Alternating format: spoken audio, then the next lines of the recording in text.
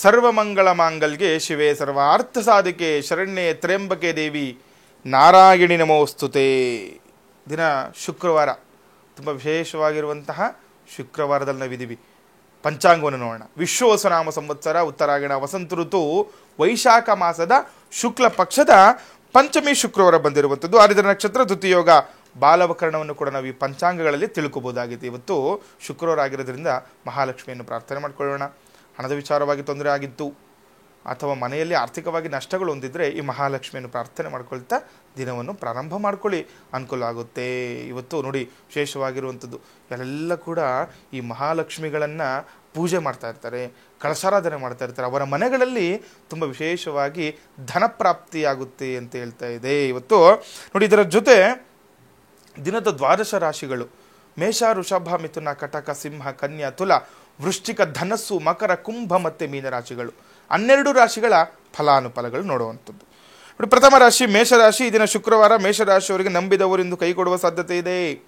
ಹಣಕಾಸಿನ ವಿಚಾರವಾಗಿ ಯಾರನ್ನಾದ್ರೂ ನಂಬ್ಕೊಂಡಿದ್ರೆ ಇವತ್ತು ಕಷ್ಟ ಆಗುತ್ತೆ. ವ್ಯಾಪಾರ ಉದ್ಯೋಗದ ನಿಮಿತ್ತ ಯಾರನ್ನಾದ್ರೂ ನಂಬ್ಕೊಂಡಿದ್ರೆ ಇವತ್ತು ಕೆಲಸ ಆಗಲ್ಲ. ಈ ರೀತಿಯೆಲ್ಲ ಇರುತ್ತೆ.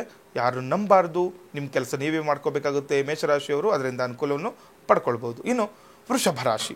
ಇದು ವೃಷಭ ರಾಶಿಯವರಿಗೆ ನೋಡಿದಾಗ ಅನೇಕ ಅವಕಾಶಗಳು ಅರಸಿ ಬರುವಂಥದ್ದು. ವೃಷಭ ರಾಶಿಯವ್ರಿಗೆ ಒಳ್ಳೆ ದಿನ, ಅವಕಾಶಗಳು ಅರಸಿ ಬರುತ್ತೆ ಅಂತ ಹೇಳ್ತಾ ಇದೆ. ಯಾವುದೇ ವಿಚಾರವಾಗಿ ಆಗಲಿ, ಕೆಲವೊಂದು ಕುಟುಂಬದಲ್ಲಿ ಅವಕಾಶಗಳು ಸಿಗ್ತಾ ಇರುತ್ತೆ ನಿಮಗೆ, ಏನೋ ಉದ್ಯೋಗದ ನಿಮಿತ್ತನೋ ವ್ಯಾಪಾರದ ನಿಮಿತ್ತ ಅವಕಾಶಗಳನ್ನು ನಾವು ಪಡೆದುಕೊಳ್ಳುವಂತಹ ಸನ್ನಿವೇಶ ಇದರಿಂದ ಎದುರು ನೋಡ್ಬೋದಾಗಿದೆ ವೃಷಭ ರಾಶಿಯವರಿಗಿನ್ನು. ಮಿಥುನ ರಾಶಿಯವರಿಗೆ ನೋಡಿದಾಗ ಶುಭ ಸಮಾರಂಭಗಳಲ್ಲಿ ಭಾಗಿಯಾಗುವ ಸಾಧ್ಯತೆ ಇದೆ. ಹಣಕಾಸಿನ ವಿಚಾರಕ್ಕೆ ತೊಂದರೆ ಅಂತ ಹೇಳ್ತಾ ಇದೆ. ಮಿಥುನ ರಾಶಿಯವರು ಹಣದ ವಿಚಾರವಾಗಿ ಜಾಗೃತರಾಗಿರಬೇಕು. ಇನ್ನು ಯಾವುದೋ ಒಂದು ಕುಟುಂಬದವರ ಸಮಯ ಸಮಾರಂಭಗಳಲ್ಲಿ ಭಾಗಿಯಾಗುವ ಸಾಧ್ಯತೆ ಕೂಡ ಇರುತ್ತೆ ಮಿಥುನ ರಾಶಿಯವರಿಗೆ. ಇನ್ನು ಕರ್ಕಾಟಕ ರಾಶಿಯವರಿಗೆ ನೋಡಿದಾಗ ಹಣವನ್ನು ಆದಷ್ಟು ಕಡಿಮೆ ಖರ್ಚು ಮಾಡುವುದು ಒಳ್ಳೆಯದು. ನೋಡಿ, ಕರ್ಕಾಟಕ ರಾಶಿಯವರು ಗಮನದಲ್ಲಿ ಇಟ್ಕೊಳ್ಬೇಕು. ಹಣವನ್ನು ದುಡ್ಡಿದೆ ಅಂತ ಹೇಳ್ತಾ ನೀವು ಮುಂಜಾಗ್ರತಾ ಕ್ರಮ ಇಲ್ದಿರ ಸುಮ್ಮನೆ ಹಣವನ್ನು ವ್ಯಯ ಮಾಡ್ತಾ ಇದ್ರೆ ಇದರಿಂದ ನೀವು ಏನು ಆಗುತ್ತೆ, ಅನಾನುಕೂಲತೆ, ಹಣದ ವಿಚಾರವಾಗಿ ಆರ್ಥಿಕವಾಗಿ ಸಂಕಷ್ಟಕ್ಕೆ ಸಿಲುಕಿ ಹಾಕಿಕೊಳ್ಳುವ ಸಂದರ್ಭವನ್ನು ನೀವು ಎದುರು ನೋಡಬೇಕಾಗುತ್ತೆ. ಹಾಗಾಗಿ ಏನು ಮಾಡಬೇಕು, ಜಾಗೃತರಾಗಿರಿ. ಹಣ ಖರ್ಚು ಮಾಡುವಾಗ ಸ್ವಲ್ಪ ಎಚ್ಚರಿಕೆಯಿಂದ ಖರ್ಚು ಮಾಡಬೇಕಾಗುತ್ತೆ ಇವತ್ತು ಕರ್ಕಾಟಕ ರಾಶಿಯವರು. ಇನ್ನು ಸಿಂಹರಾಶಿಯವರಿಗೆ ನೋಡಿದಾಗ ವ್ಯಾಪಾರ ವ್ಯವಹಾರದಲ್ಲಿ ಚೇತರಿಕೆ ಕಂಡು ಬರುವುದು. ಯಾರೆಲ್ಲ ಸಿಂಹರಾಶಿಯವರು ಏನಾದರೂ ವ್ಯಾಪಾರ ಉದ್ಯೋಗದಲ್ಲಿ ನೀವು ನಷ್ಟ ಹೊಂದಿದ್ದು, ವ್ಯಾಪಾರ ಉದ್ಯೋಗದಲ್ಲಿ ಕಷ್ಟ ಸದ್ಯ ಆಗ್ತಾ ಇದ್ರೆ ಇವತ್ತು ನೋಡಿ ಚೇತರಿಕೆ ಕಾಣುತ್ತೆ. ತಲೆ ಕೆಡಿಸ್ಕೋಬೇಡಿ. ವ್ಯಾಪಾರ ಮುಂದೆ ಹೋಗ್ತಾ ಇರಬೇಕು. ಕಷ್ಟ ಆದರೂ ಪರವಾಗಿಲ್ಲ, ನೀವು ನಷ್ಟ ಆದರೂ ಪರವಾಗಿಲ್ಲ. ವ್ಯಾಪಾರದಲ್ಲಿ ನಿಮ್ಮನ್ನು ನೀವು ಶ್ರದ್ಧೆ ಭಕ್ತಿಯಿಂದ ಕೆಲಸ ಕಾರ್ಯಗಳನ್ನು ಮಾಡ್ಕೊಳ್ಳಿ. ಇವತ್ತಿಂದ ಅಭಿವೃದ್ಧಿ ಕೂಡ ಆಗುತ್ತೆ ನಿಮಗೆ ಸಿಂಹರಾಶಿಯವರಿಗೆ. ಇನ್ನು ಕನ್ಯಾ ರಾಶಿಯವರಿಗೆ ನೋಡಿದಾಗ ಯಾವುದೇ ರೀತಿಯ ಒತ್ತಡಗಳು ಬಂದರೂ ಜಾಣತನದಿಂದ ಅದನ್ನು ನಿಭಾಯಿಸ್ಕೊಳ್ಬೇಕಾಗುತ್ತೆ. ಕನ್ಯಾ ರಾಶಿಯವರು ಜಾಗ್ರತೆಯಿಂದ ಎಚ್ಚರಿಕೆಯಿಂದ ನೋಡಿ, ಕಷ್ಟಗಳು ಬಂದೇ ಬರುತ್ತೆ. ಮನುಷ್ಯ ಅಂದಮೇಲೆ ಕಷ್ಟಗಳು ಬರುತ್ತೆ. ಇವಾಗ ನಿಮ್ಮ ಕೆಲಸ ಕಾರ್ಯದಲ್ಲಿ ಏನಾದರೂ ಕಷ್ಟ ಆಗ್ತಾ ಇತ್ತು, ಉದ್ಯೋಗ ಕೆಲಸ ಮಾಡುವಂತಹ ಆ ಒಂದು ಸ್ಥಳಗಳಲ್ಲಿ ತೊಂದರೆ ಆಗ್ತಾ ಇದ್ದರೆ ಸ್ವಲ್ಪ ಏನು ಮಾಡಬೇಕಾಗುತ್ತೆ, ನೀವು ಇವತ್ತು ಸ್ವಲ್ಪ ಒತ್ತಡಗಳು ಬಂದರೂ ಕೂಡ ಅದನ್ನು ಜಾಣತನದಿಂದ ನಿಭಾಯಿಸಿ ಅಂತ ಹೇಳ್ತಾ ಇದೆ. ಜಾಣತನದಿಂದ ನಿಭಾಯಿಸ್ಕೊಳ್ಳಿ, ಅನುಕೂಲ ಆಗುವಂಥದ್ದು ಕನ್ಯಾ ರಾಶಿಯವರಿಗೆ.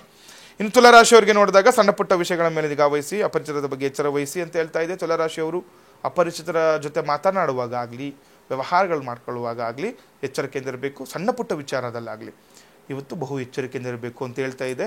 ನಿಮ್ಮನ್ನು ಮೋಸ ಮಾಡ್ತಾರೆ, ಮೋಸ ಹೋಗುವ ಸಾಧ್ಯತೆ ಹೆಚ್ಚಾಗಿರುವಂಥದ್ದು ಈ ದಿನ ತುಲಾರಾಶಿಯವರಿಗೆ.